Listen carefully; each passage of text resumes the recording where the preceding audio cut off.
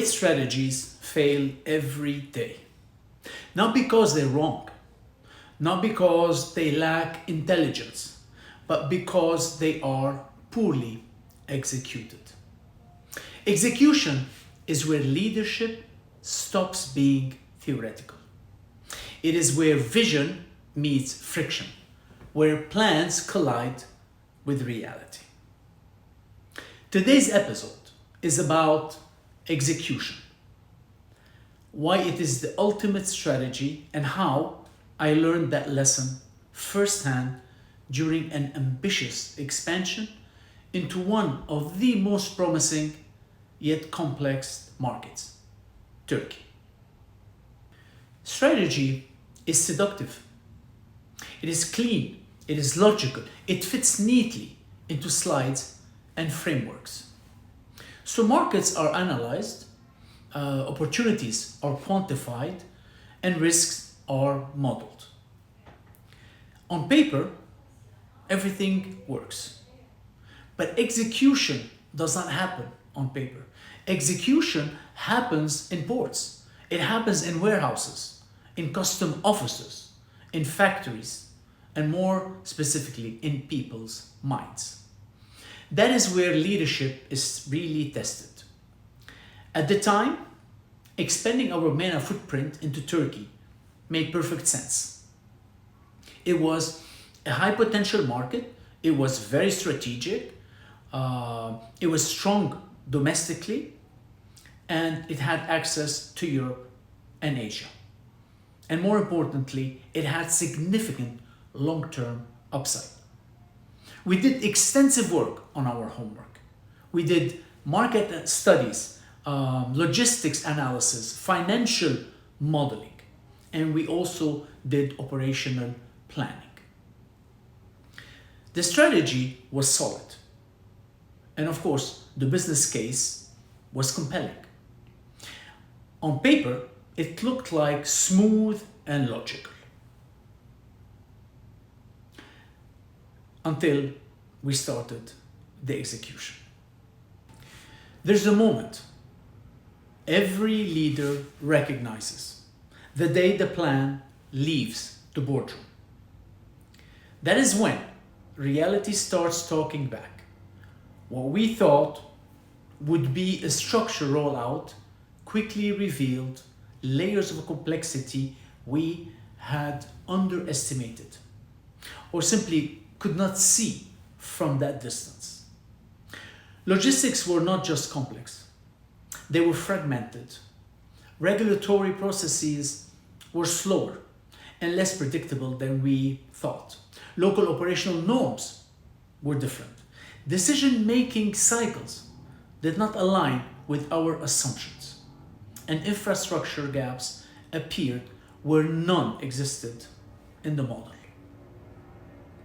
None of these issues invalidated the strategy, but what they did is they challenged the execution at every step of the way. This is where many leaders make the mistake. They believe that if execution struggles, it means the strategy must be wrong. That is rarely true. More often, execution fails because teams are not fully aligned, ownership is unclear, discipline is inconsistent, and follow-through weakens over time. Execution exposes gaps that strategy usually hides, and Turkey did exactly that. The first hurdle we faced was alignment. Not alignment in principle, but alignment in the action. Everyone agreed within the objective, and everyone supported the expansion. But alignment broke down when decisions became uncomfortable. Questions such as who owned what? Who had the authority to adapt the plan? Who escalated issues? And how fast? Without absolute clarity, execution slows. Strategy points north, and execution requires everyone to walk in that direction at the same pace. The second test was discipline. Execution is not at all glamorous. It is repetitive, it is detailed, it is often frustrating. And in Turkey, progress depended on weekly reviews, on constant recalibration, and on tight operational control, and relentless issue tracking. See, you do not win execution through inspiration. You win it through discipline. And discipline starts at the top. If leadership is not present consistently and demanding, execution will decay quickly. The bigger killer of execution is not the resistance. It is actually fatigue. Early momentum is easy. Sustained follow-through is not. As challenges accumulated, the temptation was there to slow down, to defer decision, or accept suboptimal solution just to move forward. That is where leadership must lean in, not step back. Execution requires continuous attention and repeated reinforcement and constant pressure on the priorities. Because the moment leadership disengages, complexity wins. One of the most important lessons from Turkey was the following. Execution is not blind obedience to the original plan. It actually requires adaptation. Some assumptions had naturally to be revisited, and some timelines had to be changed, and also some structures had to be redesigned. But adaptation is not improvisation. It must remain anchored to the strategic intent. Execution without flexibility breaks, and flexibility without discipline will drift. So leadership lives in that balance. What eventually made the difference was not rewriting the strategy from scratch. It was tightening the execution. We had clearer ownership, stronger governance, faster escalation, more frequent check-ins, and direct involvement where needed. Once alignment, discipline, and follow-through came together, progress accelerated naturally.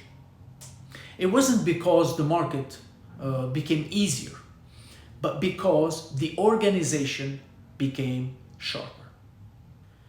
That experience reinforced something I have seen repeatedly across transformations. The most successful initiatives are rarely the most complex. They are the most consistently executed. Execution does not forgive ambiguity. It does not tolerate complacency, and it does not respond to slogans. It actually responds to leadership. Let me leave you with this. Strategy sets directions, execution delivers results.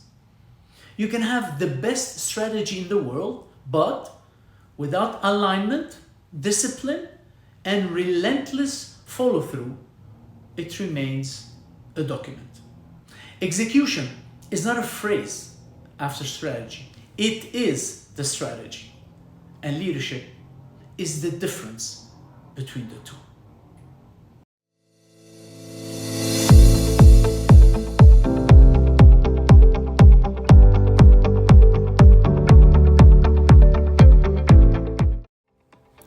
Every story shared is a reminder that growth never stops. And that's exactly what drives us at Intech Consultant, where our global experts help businesses grow, innovate, and transform. Don't forget to subscribe, share this episode, and visit intechconsultant.com to learn more. I look forward to seeing you in the next episode. Until then, keep pushing your journey ahead.